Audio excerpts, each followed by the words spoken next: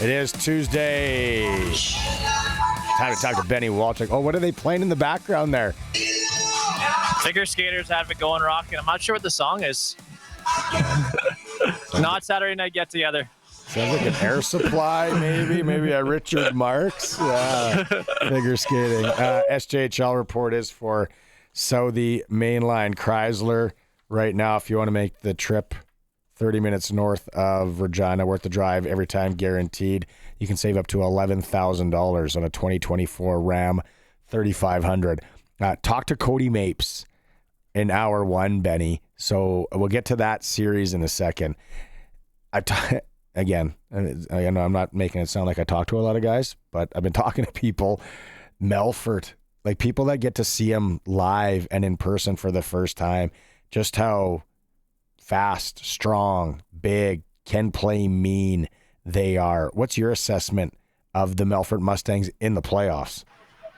Yeah, it's a defensive core that's very, very veteran. They're hard to play against, especially in the Melfort zone. And goaltending's makes some good saves for Christian Coombs has been good. And then their forward unit just taking advantage of it. They're a team that if you make a little mistake, it's going to probably end up as a good scoring chance or in the back of your net. And if you take penalties against this team, they're going to capitalize. And that's been the biggest factor right now. I think Terriers are 0 for 9 in the power play in the series, and then Melfort's 4 for 11. So that's been the biggest difference. I know the Friday night game got away from the Terriers a little bit, but on Saturday they were probably the better team that game, just didn't capitalize on their chances, and then got undisciplined at some times where they had to kill off about 10 minutes in penalties with 2 5-minute majors. So it's discipline's a big thing. That's the message from Emery Olausson going into game number 3 tonight. Is going to be discipline against this team, and you can't make many mistakes like you did in the opening 2 games. You mentioned Melfort's goaltending a bit there. I can't remember who's the goaltender in Melfort, because one of those things is like, you're playing such a good hockey team, and then it's like, then you finally get a chance, and you got this stellar goaltender back. One of the most frustrating things I remember playing.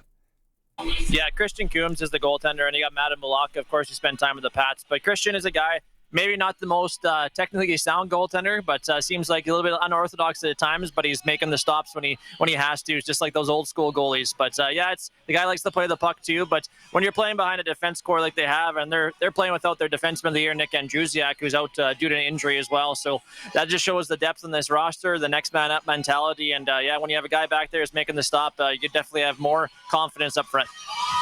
Will home ice and having that last change, will that help Yorkton at all? I think so. Like Melfort's trying to play their kind of their checking line that just plays defense against the top unit with Jaron Denoyer, David Coyle. So I think that either get those guys on the ice a little bit more, maybe split them up here at times in the series. But I think home ice, I think this game 3 is going to be good for the Terriers. I think they're going to get off to a good start here if they can sustain it. I think they have a chance to get back in the series. But this is a pivotal game. This is a pivotal first period to get off to a good start, show that they can play with this hockey club. And they played well here at home. I think they just, the way the atmosphere, just like any other hockey team, they play well on home ice. And I think if the Terriers can win here in game number 3, it could be a whole different series, and we can go in for a very long time, despite the results in the opening 2 games. What kind of crowd will they get tonight there in Yorkton? I think Melfort's going to travel well. I think there might be a fan bus coming in. I'm not sure, but I think they'll still travel well. There's a lot of guys from the Saskatchewan region on this Melfort roster, and I think with the Yorkton Terriers, I think with the success of their opening round series against Melville, despite the opening 2 losses in Melfort, I think the guys and the fans have bought back into the Terrier organization. So I expect a pretty good crowd.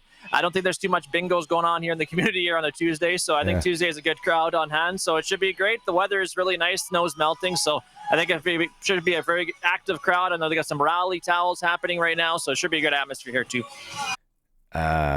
Underground. Maybe there'll be underground games, underground bingo games. You know how those are out there. Helen, I heard, has a doozy of one. The other series, man, I talked to Cody Mapes. We'll probably play that interview again in hour 3. And I said, Benny Walchuk might know the stat, actually. When's the last time a team rolled into the Whitney Forum in the playoffs and stole 2 like that? I don't know what the playoff is. I think it's been like 6 or 7 years that a team went there and stole both games. I think it was Kindersley or something like that back in the day. But yeah, doesn't happen very often.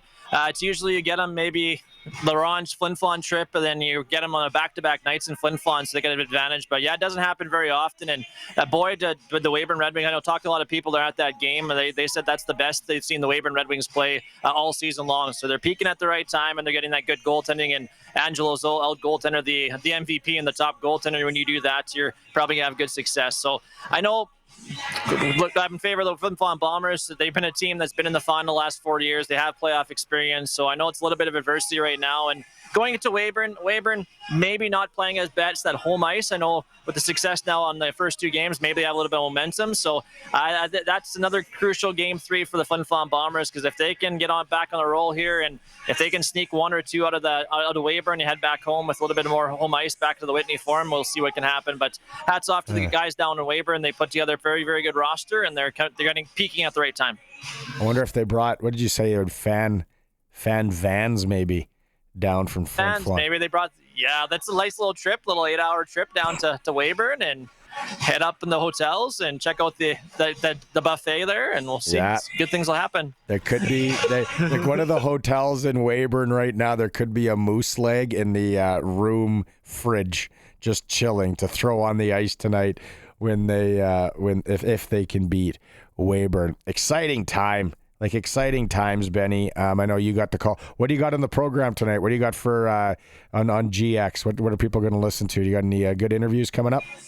We got a pregame show. We got the Coach Terriers head coach and GM Emery Lawson. First intermission, we'll have Quinn Tavader, Terrier rookie forward, and then actually Clay Sleva, who's from Kenora, and he's going to be a free agent probably the next few years for senior hockey. So if you hear Clay Sleva's name from Kenora, and I'm sure Kenora's got first grabs on him, but he played with the Malford Mustangs last year, won a league title. He's a former Terrier down the road in Kenora. So I had a chance to talk with him about the series and about the year as well, and in second intermission. Before we go, Barney, I just want to wish the best of luck to the Fort Knox. I know a lot of people in that organization and that roster, and I know be nice for them. I know they want to get it done tonight, but oh boy, that crowd would be nice in Game 6 on Thursday if they're not able to do it, to win it back on home ice. But hats off to Jared Williams and the crew there in Fort Capel, and wish them the best of luck. I think they have 2 or 3 fan buses heading up to Saskatoon here tonight, so it should be a great atmosphere there at the Rodham Arena. Yeah, no, that's right, Benny. It should be a good one. Then they win the banner tonight. I'm sure there'll be some sort of parade or celebration in the fort, maybe on the weekend. Squatter might begin going again. Oh, let's go. If nothing else, we can set up in the parking lot. Hey, everybody grab blizzards and walk them down. Have a good call tonight, Benny. Thanks for doing this. Thanks, guys. Appreciate it. Yeah, that's Britney Spears now playing in the background. Yeah, it is. Britney Spears on the Sports Cage. That's